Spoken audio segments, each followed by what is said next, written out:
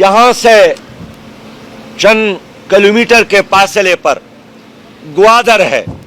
वहाँ 29 दिनों से ग्वादर के लोगों ने अपनी हुकूक के लिए धरना दिया है।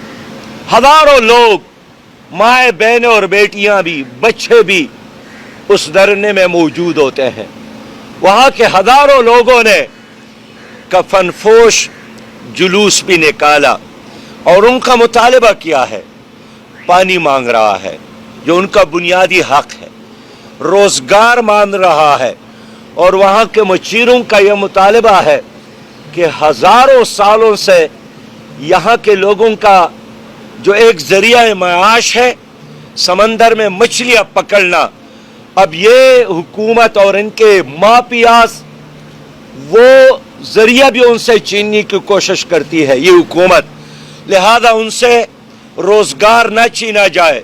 मौलाना हिदायतुर रहमान साहब की क़ियादत में वो धरना जारी है, लेकिन मुझे अफसोस है कि माजी में भी वफाकी हुकूमत ने बलूचिस्तान के साथ वादा किया था, आगाज़ हुकूक बलूचिस्तान के नाम, लेकिन एक मुतालिबा भी उनका पूरा नहीं हुआ, एक वादा भी उन्होंने उनके साथ पूरा नहीं किया।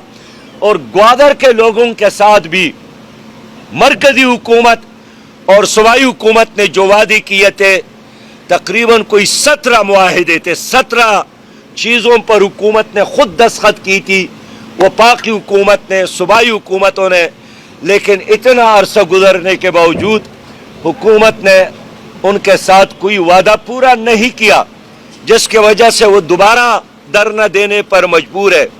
तो बाबा, जब आप कहते हैं कि ग्वादर की तरक्की से पाकिस्तान का मुस्तकबिल वाबस्ता है और सी पैक का आगाज़ भी है, सी पैक का इख्तिताम भी है और एक सुनहरी मुस्तकबिल का ख्वाब ग्वादर के साथ वाबस्ता है, तो फिर मैं पूछना चाहता हूँ कि ग्वादर के लोगों के मसाइल आप हल क्यों नहीं कर सकते? आप उनकी बात क्यों नहीं मान रहे हैं?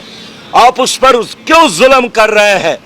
आप उनके चीख और पुकार को क्यों सुनी अनसुनी कर रहे हैं?